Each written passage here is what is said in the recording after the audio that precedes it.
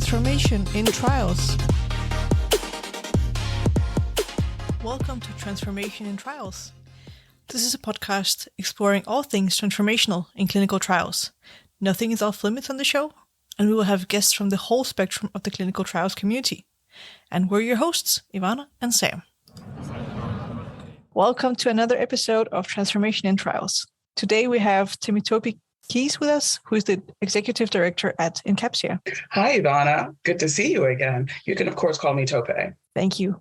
Well, today we're going to dive into the topic of how the collaboration and partnership structure between sponsors, CROs, and technology vendors has evolved over time in life sciences. And Tope does have a unique perspective on this.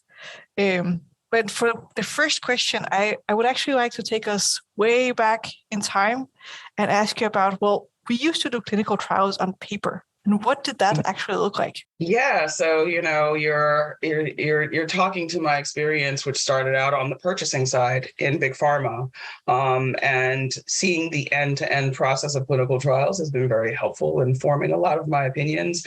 And yeah, so if you take paper CRFs as an example, we're talking about a whole vendor ecosystem just for the paper, right? A certain type of paper, a certain size of paper, the printing process, the validation of that printed document, and then the distribution of those CRFs, and not just the fixed amount for the number of patients you anticipate, but overages, right? So now the site then has to have storage for that paper, right? And then on the back end with paper, you have vendors that have to actually handle that paper, come back and receive the paper, and then process all of those paper CRFs. Double data entry, right? OCR with DataFax from my days at Sanofi, when we were doing that. Yes. And it was just one component. And the worst part about it is you still didn't know anything about what was happening in the trial. After all of that money is spent, and we're not talking about small amounts of money. I mean, the logistics alone are going to be millions on a program level. So the evolution away from paper was absolutely necessary because it was grossly inefficient for a data-driven industry. But amazingly, I will say between Excel and paper, those are still my two main competitors. That's hilarious. And I also love how you mentioned that we had to validate the paper forms, because the word validation we usually associate with like validating the system, but we validated the paper. Yes, because you have to make sure it's printed correctly. If you think about it, you're talking about font size, right? It's similar to labeling, right? You're talking about font size, readability, et cetera, and then languages, right? Because we're also providing local language versions. So backwards, forwards, translation, right? So it's not a simple process. And yes, we still are applying the same methodologies for things like ePro and eCOA, but that's endpoint data. That makes sense. And it's digital. Yeah, but absolutely. To expend all of that energy, and that doesn't even give you any data insight, that's madness. Yeah, and we also had a whole, like you mentioned, a whole landscape of vendors and providers that made sure that this process actually worked for us. Yes. And so you had vendors that were on the production side, you had vendors that were on the operational side, but then you had vendors that were on the analysis side, right? Or some sponsors tried to scale themselves, and you start to wonder what kind of business you are, right? Because obviously, fundamentally, pharma is manufacturing, right? We're making something to give to someone, but we're also health. Right. And then you're now going into this, are we a printing business now too? How much of the entire workflow do you own versus outsource? And that's always been a challenge for our industry, especially when the end goal is still the same, which is I need this data. And that's really interesting. One of a person I spoke to in this industry commented the other day, I feel like we're becoming technology companies, but it's funny to think about. We were paper companies at some point.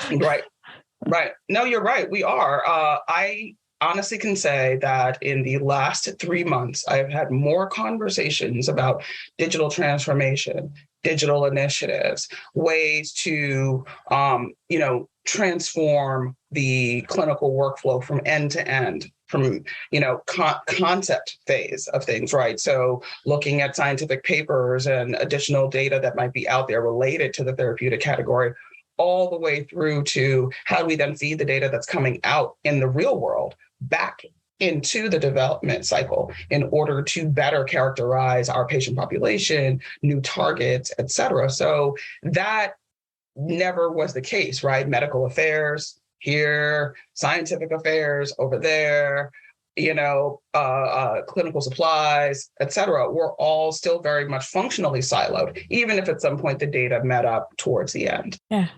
Well, that's actually a good segue. How did we start digitizing some of these early paper processes? What were the first steps we as an industry kind of took in this direction?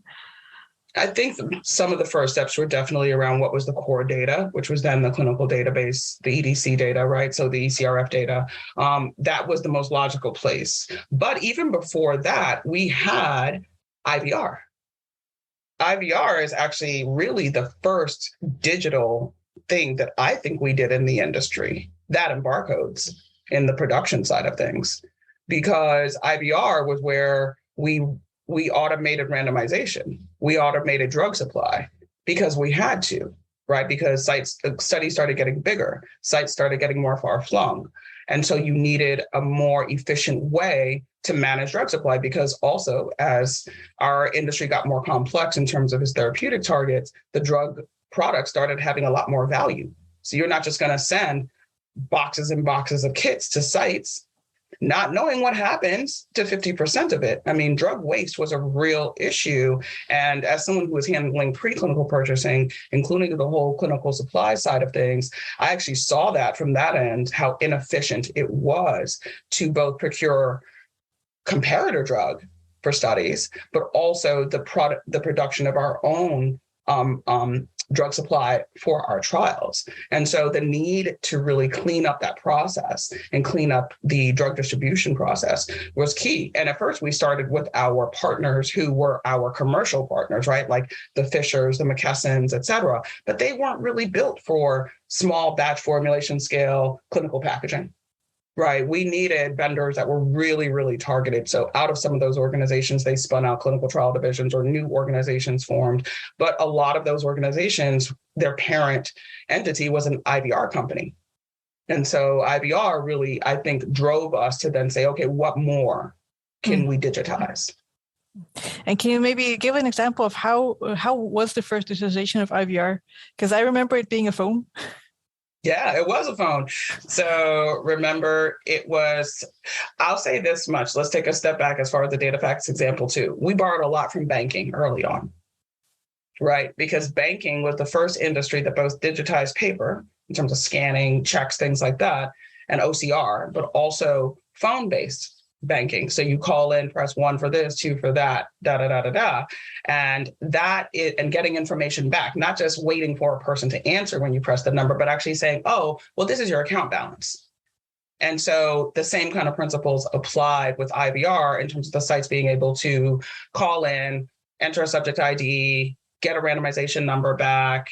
Of course, we still had the envelopes at that time for the emergency unblinding, things like that. But at least that started to automate some of the process. And it also addressed one of the first site complaints. I have too much stuff on in my site that I don't need. I've got boxes of paper. I've got boxes of drug supply.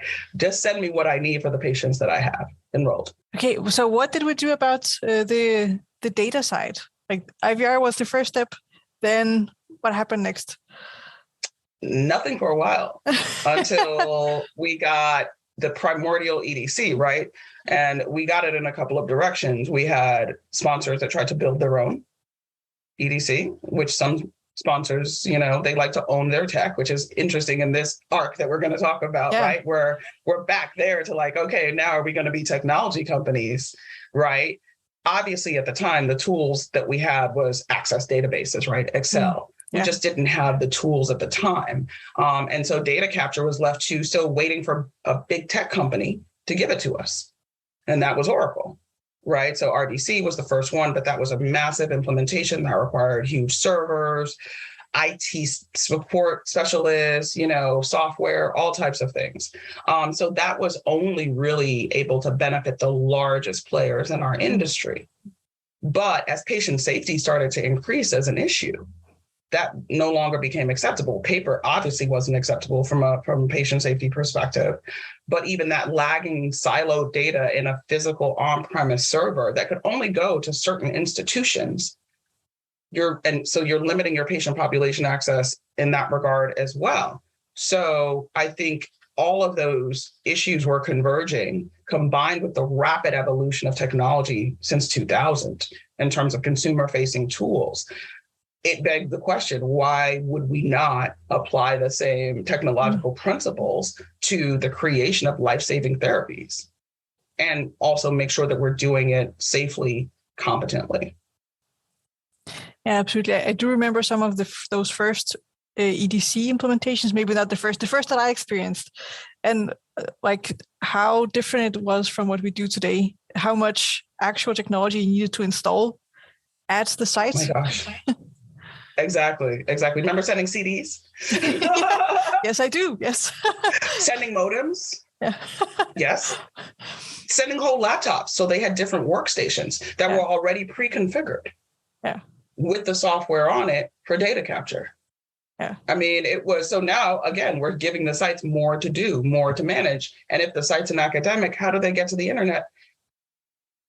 So these are real challenges that we were trying to solve. I think looking to the consumer world was the right move. And I will say that is the benefit that we've had of, Face Forward, really taking those principles of how you architect software and build something that is built for purpose, right? Because once you solve the challenge of software interface, which was a huge evolution, right?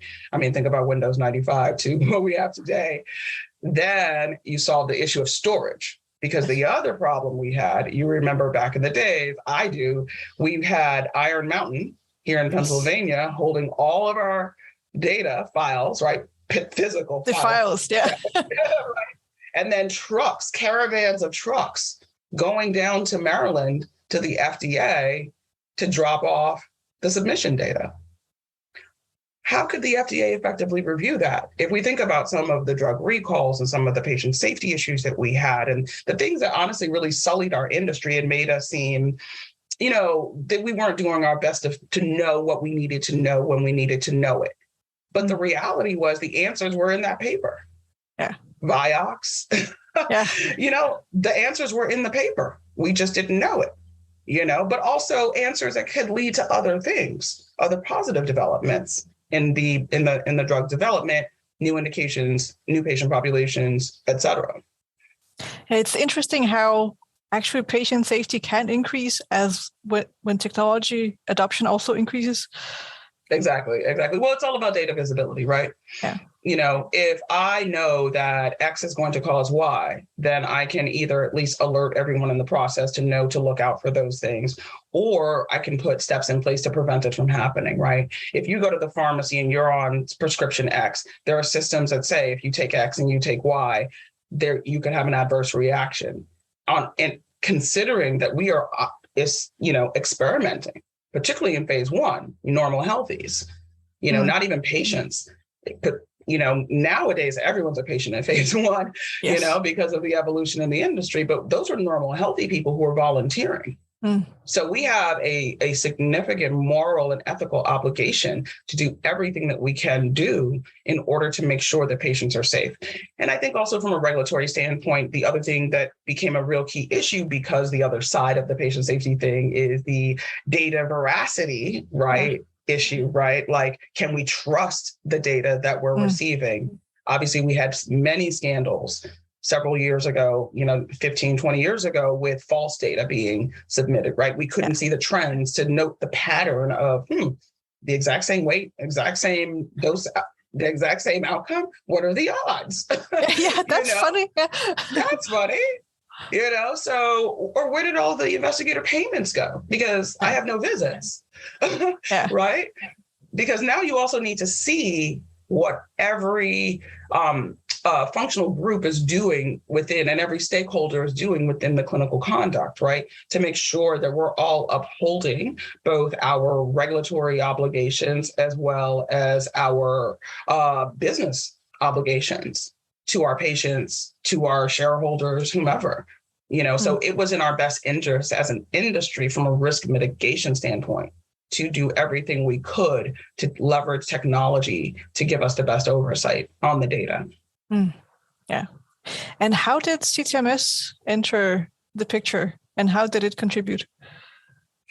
So I think CTMS goes back to that significant piece of the story, which is clinical operations, because that's always been the biggest part of the budget. I don't care if you run your studies yourself as a sponsor or if you outsource. That's always going to be the biggest part of it because humans cost money, right? And we are still a very human-centered business from an operational standpoint. So how do you manage that many humans globally and see what you need to see to make decisions? So I think CTMS, from the higher levels of pharma companies, was a more significant priority in order to visualize and digitize the biggest part of the budget, right? We know that, obviously the bottom line is going to be a key factor here. So the player that entered into the CTMS space, for those sponsors that didn't try to, again, build their own, was Oracle, right? Because they were already providing those enterprise resource planning systems, right? You were already using other tools, right, on the commercial side, on the manufacturing side as a big pharma. So Siebel was logical to take on and to add to that entire ecosystem that was starting to build in pharma organizations where you're marrying ERP, finance. Now you want to get your operational data view as well. Now, granted, CTMS can be any number of things. And so the evolution of CTMS from really, really necessary to, I don't know if we really need this. The real answers are in IRT and EDC. We don't really need this, to, oh my gosh, we need this, but we need it in a different way. Because now what we want to know about operational conduct is not necessarily the ones and zeros of it in terms of, patient recruitment. We want to know about it in terms of adaptability, right? Do I need to open new sites here? Do I need to, maybe look at a different population? Do I need to maybe consider another cohort, et cetera? Those are things that you can now get when you marry all of these data sources together. In the model that we're talking about back 20, 25 years ago, we're still talking silos. We're still talking owners of tech being aligned with functional groups, because when I was in outsourcing, we were aligned functionally. Yes. So all of the operational workflows were really siloed. So even as we were implementing technology in clinical conduct and data management and in drug supplies, we were not necessarily optimizing those workflows. And yes, matrix thinking started to become a part of the story as well from a business perspective, but that matrix thinking was only being applied at senior levels, right? It wasn't being applied at, I think, the clinical conduct, ClinOps level. And that makes sense. And so there's also some kind of arc where initially we tried to build things ourselves, then the technology vendors entered the picture, and then the CROs started collaborating with the technology vendors. Can you tell us more about that? Yeah, because I think a lot of CROs ended up being technology companies. Well, but that goes to something that is, I think, intrinsic to the industry, which is that we find a partner for X service. That partner maybe does it kind of well. And then we say, well, can you do this? And then, of course, the vendor, I'm like, well, I want to keep my business with you. So sure, I'll give it a go. We'll find some people to do it. We'll build it. We'll work collaboratively. It's happened in manufacturing as well with collaboration between vendors and pharma and other areas. But I think that in terms of the need for your vendors to not only render services, but to also deliver data became an actual deliverable. I used to say when I was in outsourcing to my vendors, at the end of the day, all you give us is data. So you always have to keep that in mind for the things that you're doing. And I think that led to a lot of CROs, either through acquisition or through organic development, becoming tech-enabled in some kind of way. And where do you feel that is evolving today? What's who ends up owning the technology? The sponsor side, the CRO side, where is it heading? That's an interesting question, because it today, with technology being so, from a configuration standpoint, adaptable to where you can take a base product, right, and then evolve it to be your own thing.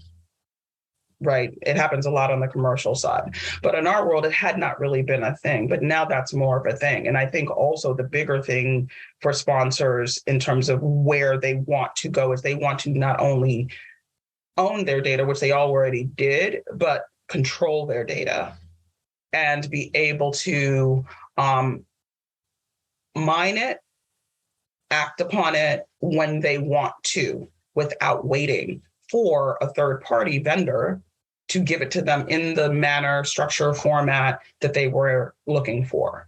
Obviously, the bigger players, the bigger pharma, are able to, have that kind of leverage and evolve tools and dictate what gets used and who uses what.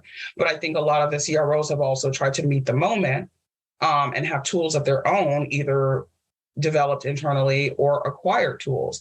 And as the industry was evolving, more and more and more technology players started coming into the mix, each trying to address a slightly different problem set, right? Do I need a fast build? Do I need dynamic screens? Do I need inbuilt IRT and safety? Or do I want a platform? Right. Even how you want to buy it. Do you want to buy a la carte piecemeal modules?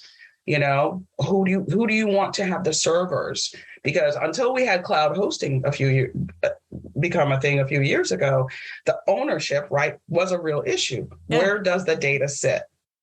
Only the big boys had massive server farms and massive, Inform implementations with all this, stuff around it that they could manage. But for a lot of the smaller sponsors, they were still going paper in early phase because they could not, from a funding standpoint, afford those products or the costs associated with keeping them on board. So going to the CROs became a very logical pathway for the small to mid-sized pharma in order to get access to the technology they needed. Concurrently, the regulatory landscape shifted, right? So we start with, 21 CFR Part 11, we start getting the regulatory authorities start to see the need for data validity, data verification, and the fact that, we need to be able to, as an industry, say that we are doing everything possible to make sure that patients are safe in leveraging the latest tools possible. Because if we're saying we're developing the latest tools from a medical perspective or a therapeutic perspective, why would we not apply technology as well? So I think sponsors started to really want to have much more control because the regulatory environment started to really require that they have more control over what was happening in clinical studies. I remember when I used to outsource, I used to have to put a dossier together that was going to go with that study that said, this is why we chose this vendor. Here are the budgets. This is who chose them. This is who was involved in the process, right? So that was one part of it. But you can actually have a higher level of confidence and trust if you've got technology in place. That's a good point. And how did we get from some of the early attempts of digitizing our whole clinical process to decentralized clinical trials? That seems like a big leap that maybe have been accelerated the past few years also. Can you tell us more about that? Sure. And not to be too much of a pun person, but it was trial and error, right? Because it really was. I think there have been fits and starts in trying to digitize trials. I did the first ECOA project at Sanofi for overactive bladder using Palm 2s, to collect patient information while they were in the study. And that was only applied on low risk products that we, kind of had well characterized and, it wasn't too big. It wasn't going to be too expensive because the other thing was technology was also quite expensive. So there wasn't really, I think, at the mid-sized pharma and the smaller pharma level, an awareness of what was out there because they literally just could not afford to acquire it. So I think the knowledge of how to leverage technology was not evenly distributed in the industry.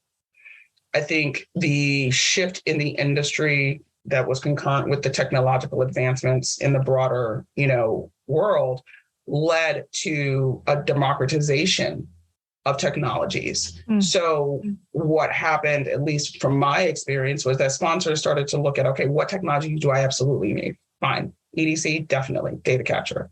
CTMS, definitely. Operational oversight. The third was probably ePro, eCOA data, right? Because once ePro, eCOA became really truly accepted by the regulatory authorities as primary and secondary endpoints, we started to validate the scales to be used not only on the phone, which was radical at the time, but on the internet and on handheld devices, because we're also talking about the evolution of the cell phone, right? Now we've got laptops everywhere, we've got cell phones everywhere. So the broader world was shifting to the point where we as an industry could take advantage of that and use tools in order to access patient data and other clinical data that much more quickly. So I think it was, there's a product called Confluence that we use at work as well. And it's similar, to Slack, et cetera. But it was a confluence of, broad technological trends, consumer level trends in terms of technological expectations and comfort. Right? Because we're talking about sites now being comfortable with new technologies. We're talking about patients being comfortable with new technologies. We're talking about our partners also evolving their systems and tools to meet the moment. So it all led to this place, but it was hardly even. I wouldn't say that, even as I say confluence, I don't think if you visualize a river going, into the ocean, it's not straight, right? We had ups and downs. I remember analytical platforms was going to be a thing. Oh, you're going to see across your trials. Well, that went bust. We're going to use big data at some of the leading academic institutions. And oh my gosh, there's algorithms. Yes, that went bust. And we as an industry do tend to be a little bit recalcitrant when we mess up, right? Because we're very risk averse. Obviously, human life is at stake here. And so I think that the missteps, because, this is not an industry that's actually technology. Yeah. And the lack of comfort. And then what I also, learned along the way was that doctors are kind of slow adopters of technology, because to them, everything has to be gold standard protocol or it's nothing. Yeah. So all of that, all those key stakeholders had to, I think, agree that this was the moment. So here we are today with decentralized trials, where patients are used to videoing their family, to communicate. They're used to getting alerts on their phones that, hey, this thing is happening and you need to go here and here's how you get there and da, da, da, da, da. So now, again, the consumer ecosystem is ideal and primed for us to take advantage of those tools that they already have in their homes. And the sites already have and are using to better, I think, construct clinical trials that reflect real life, as opposed to the test tube kind of thing we were doing before, from a descriptive standpoint. And I'm curious, do you see a difference in how the large pharmaceutical companies are faring in this regard and the small and medium? Yes, because I think the large pharmaceutical companies, particularly the top 5 or 10, were doing blue sky projects, right? They were kind of, doing leading edge fun things, right? Because they could afford to, right? They were forming partnerships with the academia that were, technology driven to get some of these things kind of beta POC'd, right? To see, what can we do if we automated CT imaging coming direct from the machine into our database? And how do we do patient privacy? And because those were going to be issues that needed to be addressed before we could confidently go forward, right? And say, we're going to be integrating data and all these streams and PHI and fun stuff like that. So I think we unfortunately have a have-not situation when it comes to the digitization of clinical trials, when it comes to decentralized trials. And I also think that from a regulatory standpoint, unfortunately, if you're a small biotech with maybe 1 or 2 assets in development, you're just not going to take a risk on doing something different that you don't know, because you are just trying to get through. So you're going to use EDC, you're going to use, the basic tools, but you're not going to really be able to weave a true clinical technology ecosystem together. The big guys, I think, are putting significant money behind this. In your neck of the wood, Novo Nordisk has made major announcements about what they're thinking in terms of this clinical digital trials initiative and partnering with academia like the University of Copenhagen, et cetera, right, to really evolve how they do their day-to-day business of drug development. You just don't have that at the small mid-size level. But what you do have is CROs looking to meet the moment for that client segment, right? So going back to them adopting technologies, they're taking a look internally and saying, yeah, we basically replicated the same silos, the same bad, processes, et cetera. This stuff has to go, and we've got to re-architect this technology ecosystem so that we can partner, because the bulk of the industry is not top 25 and doesn't have $250 million to put towards a digital transformation initiative, right? But what we know is that the regulatory landscape, because of the pandemic, has also shifted, right? So regulators that were like, e-source, I don't know about that. Or, patient home visits, or, those things were not okay to a lot of people initially. But now the pandemic has forced us to face that we've been kind of, I'll say, settled in our ways for a really long time. And we weren't adopting things quickly. Now, let's be clear. It took 5 to 10 years for EDC to become a industry-wide thing, right? Mm. It took ePro 10 years, probably, especially the evolution from having to provision explicit devices to BYOD, right? I think this transformation, I've never seen anything happen this rapidly before. I work for a company that provides eSource, and I mean sites, sponsors, CROs, eSource, DCT. Now, of course, we are an acronym-heavy industry, so we sometimes conflate what one thing means for the other, RBM being another great example of that, yes. Right? What does that mean to you, right? But I think the regulators, in an attempt to leave maximum boundaries for the actual implementation, they left a lot of confusion out there, right? Because DCT is a model. I say that all the time. It's a model. It's not fixed. It's like a house. You can have a hut. You can have a mansion. Yeah. You just got to put the things in there that you want, and evolve it as you need to, depending on how much land you have to work with, money, The same thing with DCT. I heard an interesting podcast the other day, a gentleman from BMS, and he discussed that for DC. He has a clear definition. They've evolved a clear definition of what DCT means. And I think it's pretty on the mark, because it has to do with collecting data directly from the patient, right? It has to do with remote visits. It has to do with collecting endpoints remotely, which is a radical shift, right? And it has to do with leveraging technology in some kind of way to facilitate all of that flow. Yeah. But that doesn't mean the patient's ever going to go to the site. No, exactly. I think keeping in mind that it's a concept is very important, and also just thinking about that it depends on what need you're trying to solve with. Exactly. It might not be applicable for your entire portfolio. Exactly. Yeah. Well, let's switch gears a little bit and talk more about you and your journey into the space, and also where you work now. Yeah, sure. Thank you. So I have been in the industry for now 23 years, and I started actually as a consultant. I was a business analyst at Wyeth Airst. I worked with their medical affairs group, and all I was doing was crunching spreadsheets for those post-approval studies.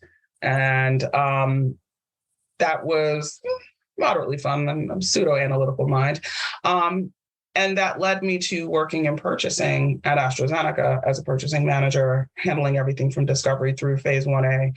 So I think it was really, really helpful to see that end of things. I did not have an appreciation for what it takes to even get study drug to a site, talk less of clinical conduct, but I did want to see the clinical side of things. So I joined Sanofi as a clinical outsourcing manager, and worked on a number of programs at Sanofi, and really got to see pharma at scale in those programs, because that was during our heyday of, Ambien, et cetera. So that was really, really helpful for me.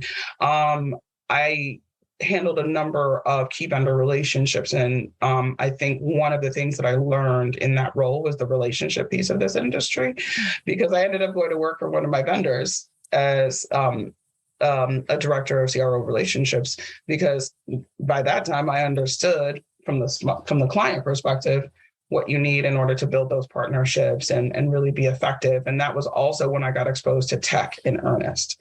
So in 2005, when I joined DRT, I worked on some of our first projects to bring online ePro and eCOA when we acquired healthcare technology systems, and really evolve ourselves from cardiac safety into a technology company.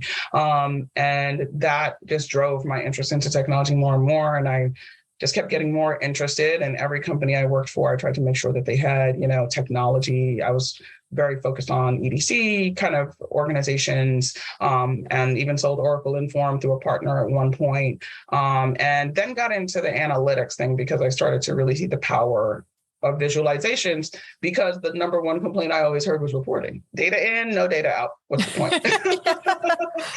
Right? So then I got into selling an RBM clinical analytics platform, and then an integrations platform as a service, because then it was, the reports don't work because the data's over there, right? So now I'm at Encapsia CMed Technology, and I think that we've done the thing that I think we've been needing to do for a long time, which is bring it all together, right? So bringing together data capture, but not just data capture, but multimodal data capture. So whether that's going to be eSource or EDC. And then we also have, the tools to give you all of your clinical data management functionality that you need, visualizations, as well as meeting the moment for data science, because we have an app on our platform that allows you to use R, Julia, Python, and do your own higher order analyses. So really empowering the sponsor, because I think the question you asked earlier about who really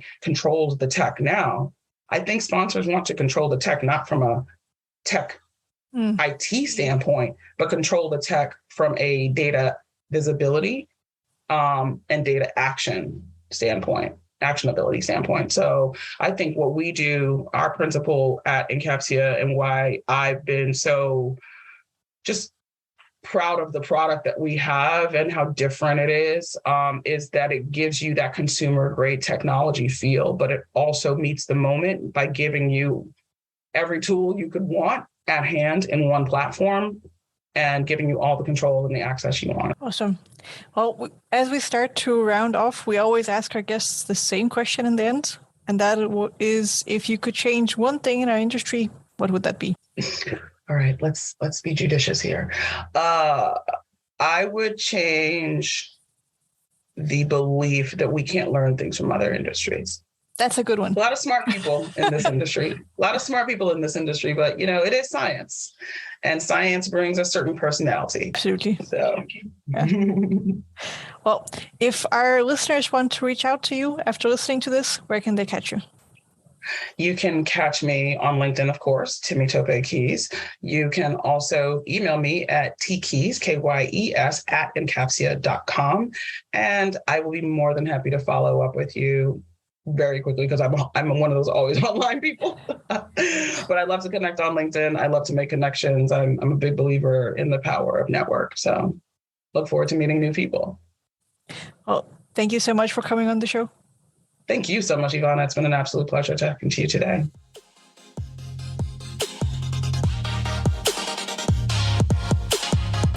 You're listening to Transformation in Trials.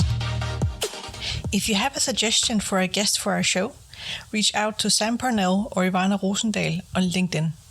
You can find more episodes on Apple Podcasts, Spotify, Google Podcasts, or in any other player. Remember to subscribe and get the episodes hot off the editor.